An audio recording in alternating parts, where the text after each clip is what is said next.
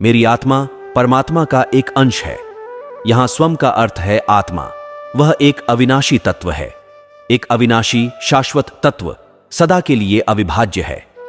परमात्मा का अर्थ है केवल आत्मा, यानी आत्मा की वह अवस्था जिसके ऊपर आवरण या अज्ञानता की कोई परत नहीं है।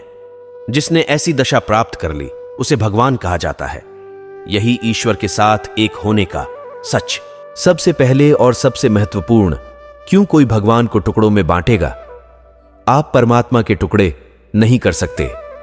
मान लीजिए यदि आप परमात्मा के अंश होते तो आपको कभी भी किसी भी दुख से नहीं निकलना पड़ता।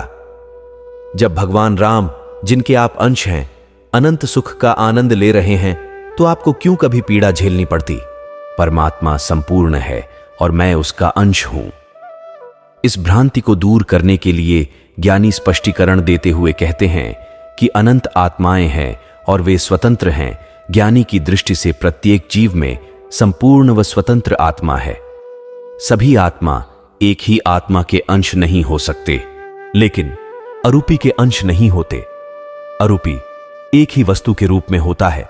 उसके अंश हो जाए, टुकड़े हो जाए, विभाजन हो जाए तो फिर वह एक नहीं हो पाएगा। यानी कि खुद सर्वांश स्वरूप ही है। प्रत्येक जीव में परमात्मा का वास है। वे सभी जिन्होंने ज्ञानी की कृपा से ज्ञान प्राप्त किया है, वे उस आत्मा को देख रहे हैं जो आपके भीतर है, परमात्मा। आत्म साक्षात्कार के बाद आप भी कह सकते हैं, मेरी आत्मा परमात्मा है। अगर विलीकरण होता तो आप परमात्मा को नहीं देख पाते। यहां बकरी में भी भगवान के दर्शन देख सकता है। संपूर्ण आत्मा बकरी में विराजमान है। गड्ढे में भी भगवान विराजमान है। वह वही आत्मा है, लेकिन उसे अभी तक भान नहीं हुआ है।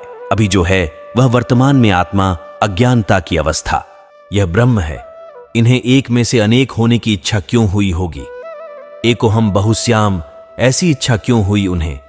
अनेक कभी हुआ ही नहीं, एक ही है, लेकिन भ्रांति से अनेक हो गया है, ऐसा दिखता है। यह एक ही स्वभाव का है। इस सोने की चाहे कितनी भी सिल्लियां हों और सबको इकट्ठा करें तो सारा एक ही है ना। और इसमें पीतल मिल जाए तो नुकसान है। सभी भगवान ही हैं, भगवान स्वरूप ही हैं, लेकिन यह अलग दिखता है। उसका कारण भ्रांति आत्मा का तत्व स्वभाव से एक समान है, लेकिन अस्तित्व से भिन्न है। आत्मा का स्वभाव शाश्वत सुख है। प्रत्येक आत्मा का स्वभाव एक जैसा है, हालांकि इसका अस्तित्व स्वतंत्र है और यह कभी भी किसी अन्य आत्मा के साथ विलीन नहीं होता है। इसलिए हम सभी स्वतंत्र हैं। आत्मा ही परमात्मा है। अज्ञान अवस्था में भी आत्मा ही परमात्मा है, सिर्फ समझ का फर्क है। वह जब घर पर होता है तब लोग कहेंगे कि यह तो इस स्त्री का पति है, और दुकान पर जाए तब कहते हैं यह सेठ है। कोर्ट में जाए तब कहते हैं यह वकील है, लेकिन वह खुद वही का वही है। यानी कि वही जीवात्मा, वही अंतरात्मा और वही परमात्मा है। जीव को परमेश्वर किस प्रकार से कह सकते हैं? जीव तो एक आभास है। भेद बुद्धि से जीव कहा जाता है।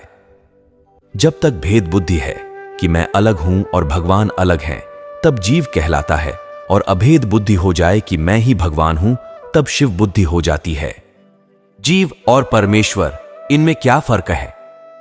जो जीव है वह इन विनाशी चीजों को भोगना चाहता है और उसे विनाशी चीजों में श्रद्धा है, और परमेश्वर को अविनाशी में ही श्रद्धा है, और परमेश्वर खुद के अविनाशी पद को ही मानते हैं। विनाशी चीजों की उनके लिए कोई कीमत नहीं है। फर्क सिर्फ इतना ही है। जीव यानी कि वह खुद भ्रांति में है। उस भ्रांति के चले जाने के बाद इन विनाशी चीजों की सारी मूर्छा खत्म हो जाती है, तब खुद ही परमेश्वर बन जाता है। भगवान, आध्यात्मिक गुरु, मेयर, सती, वेश्या, चोर या गधे में सच में तत्व आधार पर कोई अंतर नहीं है। ऐसा इसलिए है क्योंकि सभी के अंदर जो आत्मा है वो एक समान है। अंतर केवल इतना ही है कि आत्मा प्रकट पुरुष में संपूर्ण रूप से जागृत है और हमारे भीतर आवरण से ढका हुआ है।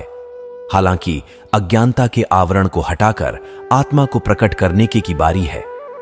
मेरा आत्मा परमात्मा है, यह अनुभव करने के लिए ज्ञानी से भी मिलना बस यही आवश्यक है।